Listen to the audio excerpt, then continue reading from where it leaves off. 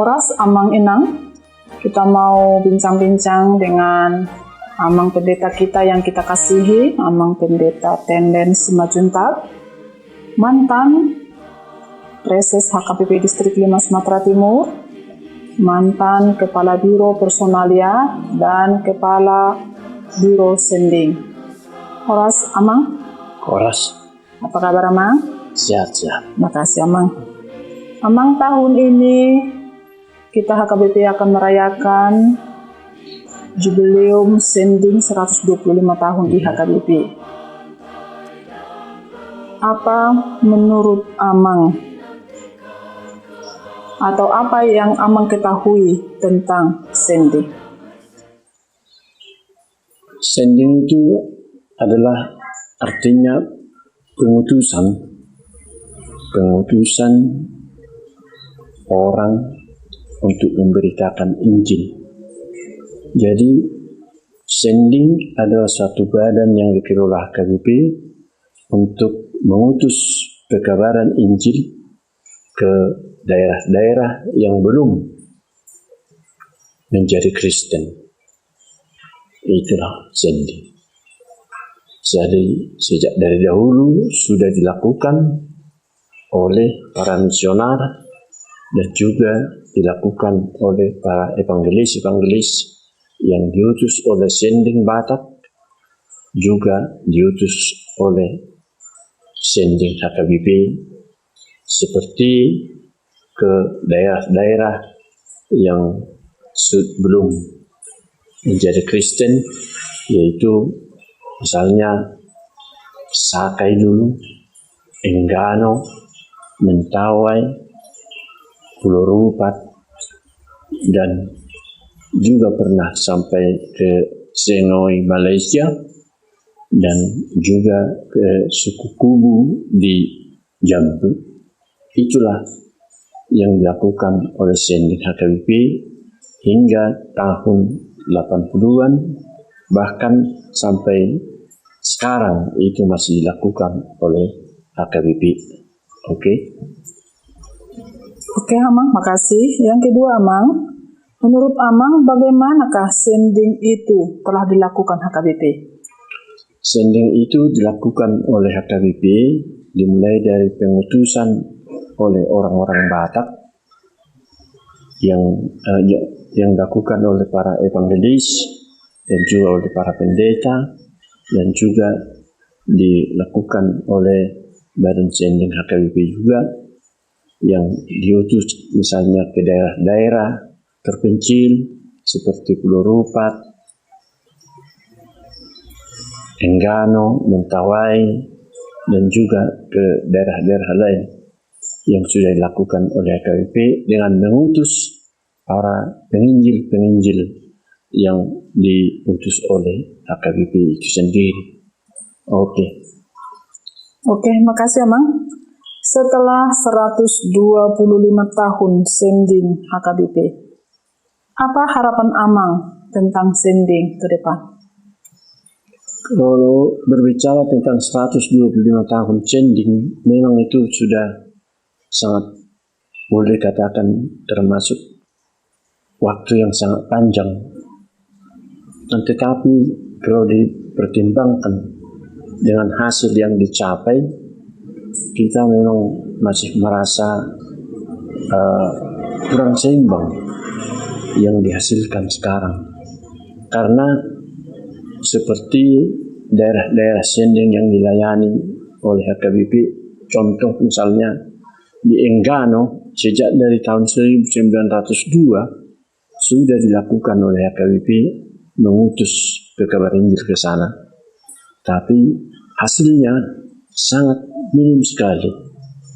Juga di Mentawai, hanya Mentawai sekarang memang sudah bisa menjadi gereja yang mandiri, tapi itu pun masih belum maksimal kalau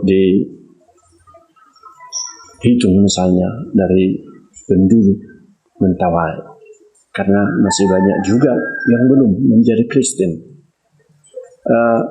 Terutama misalnya suku Sakai di daerah Riau itu sudah pernah dilayani oleh HKBP, tetapi hasilnya sekarang tidak ada. Bahkan yang sudah pernah menjadi Kristen sudah kembali lagi kepada habitatnya semula. Dan juga dengan suku-suku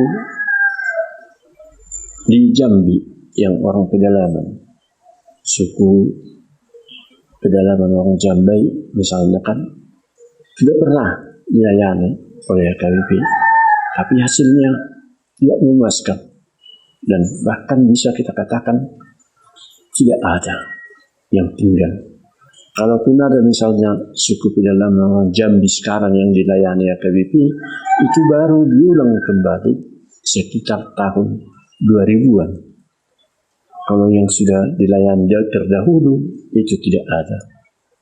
Di Malaysia misalnya, suku Sengoy di Sengoy, Malaysia sudah pernah dilayani HKBP, tapi hasilnya tidak ada.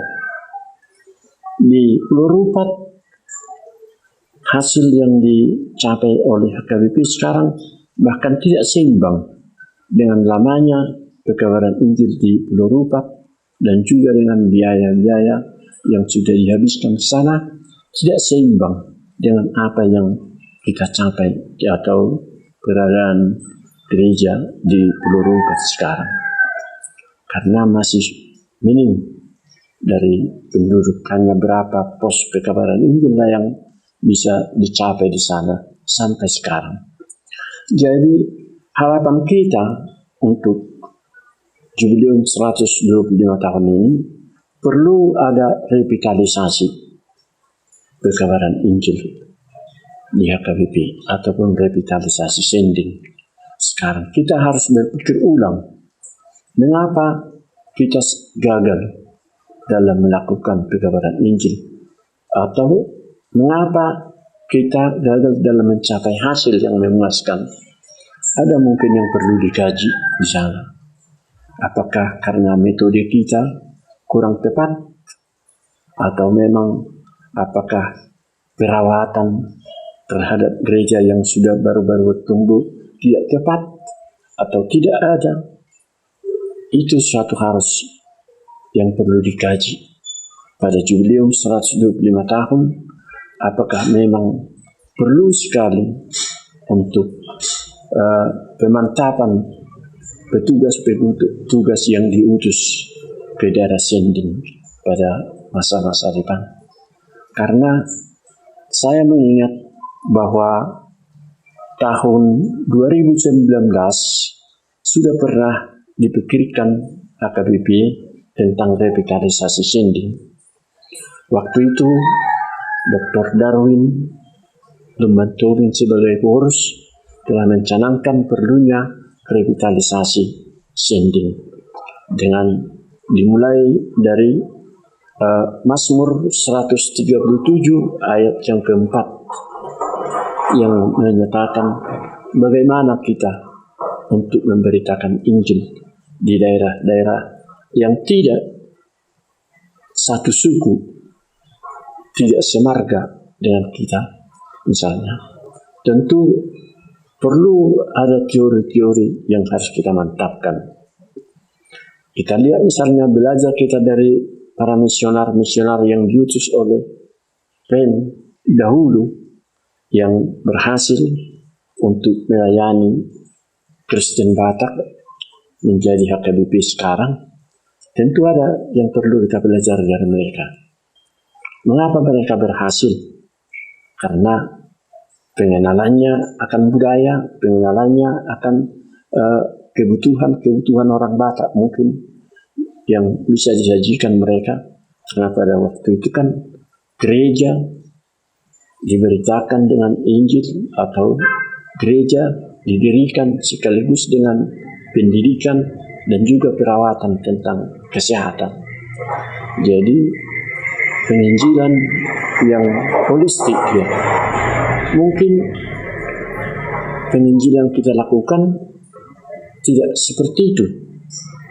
Mungkin kita hanya memberitakan Injil, tapi perawatan yang telah menerima Injil kurang berhasil kita misalnya. pendidikan kurang berhasil, dan juga mengenai kesehatan. Itu makanya perlu revitalisasi pekabaran Injil untuk memperlengkapi para pelayan-pelayan yang kita utus ke daerah Sending. Karena memang kita harus mengakui yang kita utus ke daerah Sending selama ini tidak mempunyai keahlian khusus tentang pekabaran Injil sebagai atau sebagai misionar.